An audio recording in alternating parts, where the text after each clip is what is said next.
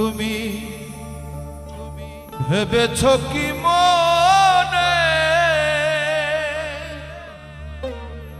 এই ত্রিভুবনে তুমি যাহা করে গেলে কেউ জানে না, বারে বারে আর আশা হবে না। Present time is only the time. এই বর্তমান সময়কে গুরুত্ব দেওয়াই হলো প্রত্যেকটি মানুষের কাজ।